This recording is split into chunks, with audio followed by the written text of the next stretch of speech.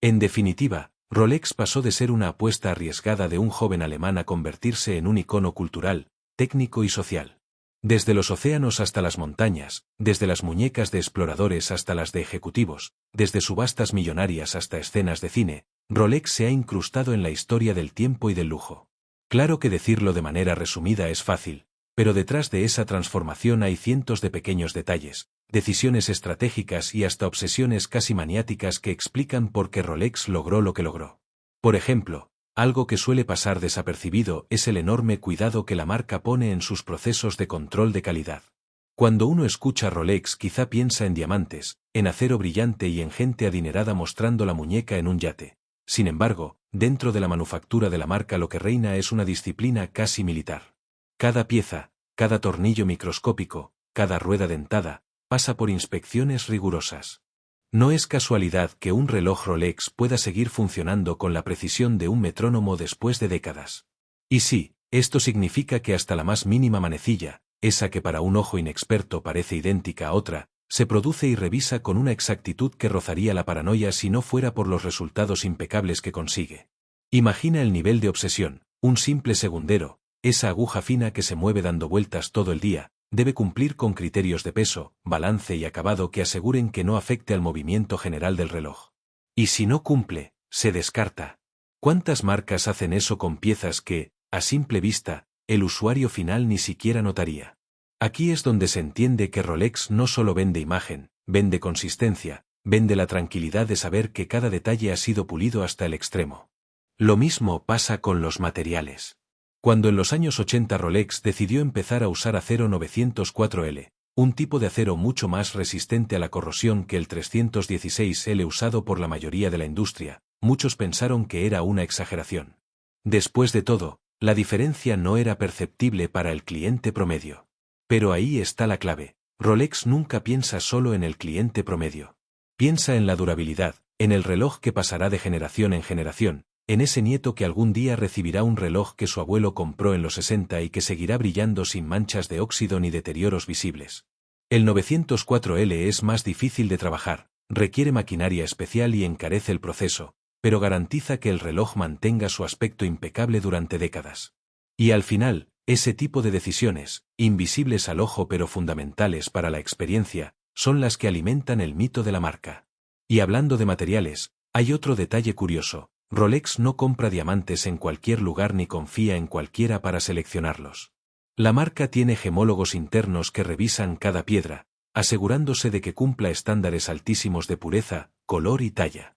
No se trata de poner brillantes por ponerlos, sino de hacerlo con la misma rigurosidad que se aplica a los engranajes. La ironía es que para un cliente quizá el diamante sea lo más llamativo del reloj, pero para Rolex ese diamante es, simplemente, otra pieza que debe estar a la altura de todo lo demás. Esa obsesión crea una especie de coherencia silenciosa que atraviesa todo lo que la marca produce. Lo mismo ocurre con la fabricación del oro. Rolex no se limita a comprarlo, lo produce en su propia fundición. Sí, así como lo lees, tiene hornos y procesos propios para fundir y crear sus propias aleaciones de oro amarillo, blanco y everose, su versión patentada del oro rosa. Esto no es común en la industria relojera, donde muchas marcas simplemente compran el metal a proveedores especializados. Pero Rolex decidió que si quería garantizar la calidad absoluta, debía controlar hasta la fundición de sus propios metales preciosos. Esa autonomía, además, le permite mantener un nivel de consistencia que refuerza aún más la idea de perfección. Claro que todo esto no sería tan impresionante si la marca no hubiera sabido envolverlo en un aura de misterio.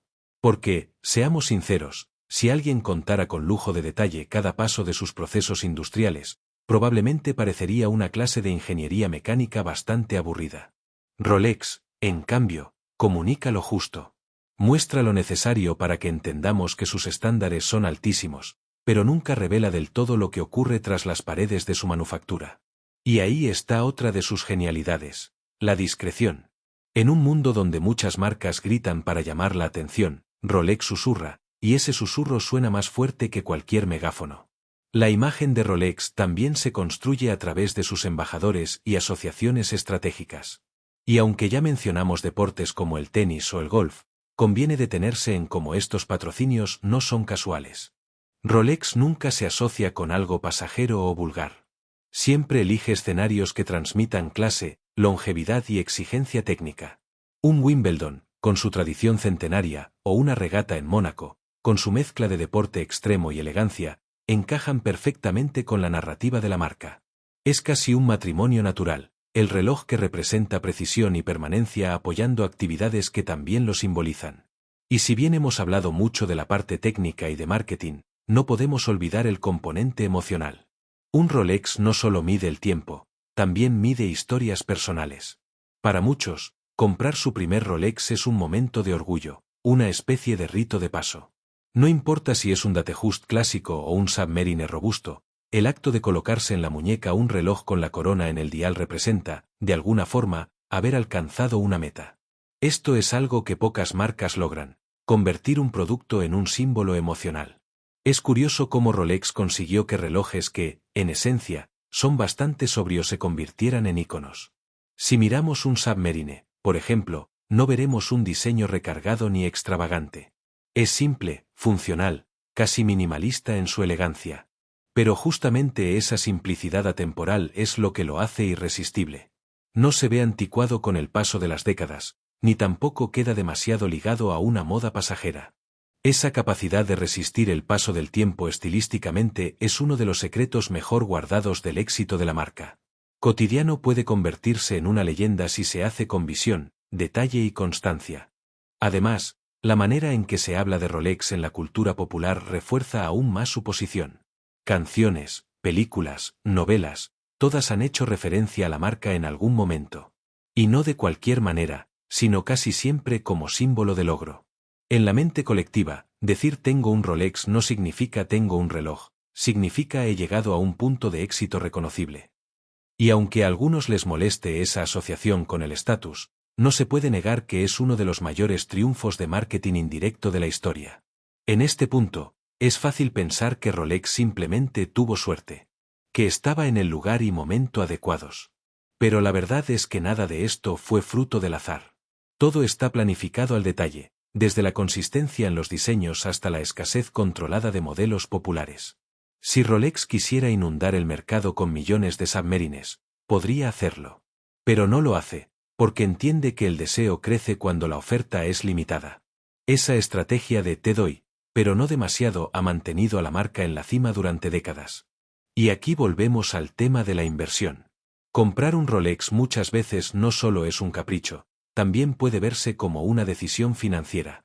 Pocas marcas tienen el poder de mantener e incluso aumentar su valor con el tiempo como Rolex. Es un fenómeno que, para muchos, roza lo irracional. Un objeto que fue creado para medir el tiempo termina convirtiéndose en un depósito de valor que puede superar incluso algunos activos financieros tradicionales. Y lo más curioso es que la marca nunca hace alarde de esto en su comunicación oficial. No verás anuncios de Rolex diciendo compra uno ahora y véndelo más caro en 10 años.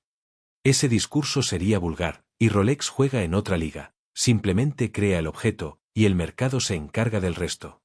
La consistencia también se refleja en cómo la marca presenta sus modelos.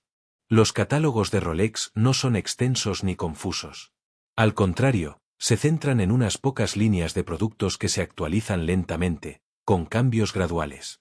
Esto genera una familiaridad que se transmite de generación en generación. El hijo que ve el Rolex de su padre en los años 70 puede reconocer fácilmente el mismo modelo en una joyería actual, aunque con mejoras técnicas invisibles para el ojo no entrenado. Esa sensación de continuidad alimenta la narrativa de permanencia. Podríamos detenernos también en los detalles estéticos, como la famosa lente Cyclops, esa pequeña lupa sobre la fecha que se introdujo en los años 50. Puede parecer un detalle menor, pero se convirtió en uno de los rasgos más reconocibles de la marca. No era solo un adorno, era funcional, amplificaba la fecha para que pudiera leerse fácilmente. Y como todo en Rolex, lo práctico se volvió icónico. Hoy, un reloj con Cyclops es inmediatamente identificado como un Rolex, incluso por personas que no son fanáticas de la relojería. Lo fascinante es que todos estos elementos, combinados, crean un relato que no avanza de manera lineal, sino que se entreteje como un tapiz de precisión, lujo y emoción. Rolex no es simplemente la suma de tornillos, ruedas y cajas de acero. Es la combinación de disciplina obsesiva, marketing inteligente, consistencia estética y un toque de misterio. Y si te está gustando cómo se entrelazan estos detalles en una historia mayor, ya sabes, suscríbete al canal de YouTube, porque así como Rolex nos demuestra que cada pieza cuenta en un reloj, cada historia cuenta en el gran engranaje de la cultura y la innovación. Lo que sorprende es cómo la marca ha logrado mantenerse relevante sin caer en excesos. No vemos a Rolex lanzando relojes con pantallas digitales, ni intentando competir con los smartwatches. Su apuesta es clara: ser el referente absoluto en su categoría. En lugar de diversificarse de manera desesperada, Rolex se ha mantenido fiel a su esencia. Esa disciplina estratégica es, en realidad, uno de los factores que explican su éxito. Muchas empresas fracasan por querer abarcar demasiado. Rolex triunfa porque sabe exactamente qué quiere ser y nunca se desvía de ese camino. La ironía es que, a pesar de toda esta seriedad, un Rolex también puede ser un objeto de humor involuntario. ¿Cuántas veces hemos visto en películas o series al personaje que presume su Rolex como si fuera lo más importante de su vida? Esa exageración, aunque cómica, también refleja la posición cultural de la marca. Porque claro, puedes bromear con alguien que presume su reloj, pero al final, todos entendemos por qué lo hace. Tener un Rolex, en el imaginario colectivo, es algo que marca diferencia. Y si bien hay quienes critican que todo esto no es más que un juego de estatus, lo cierto es que Rolex ha logrado que su producto no solo sea un objeto de vanidad. Un Submariner realmente puede acompañar a un buzo profesional en una inmersión peligrosa. Un Explorer realmente puede soportar temperaturas extremas en una expedición.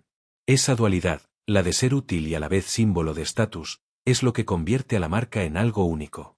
Por eso, cuando se observa un Rolex en la muñeca, no se ve simplemente un reloj, sino una condensación de historia, técnica y aspiración.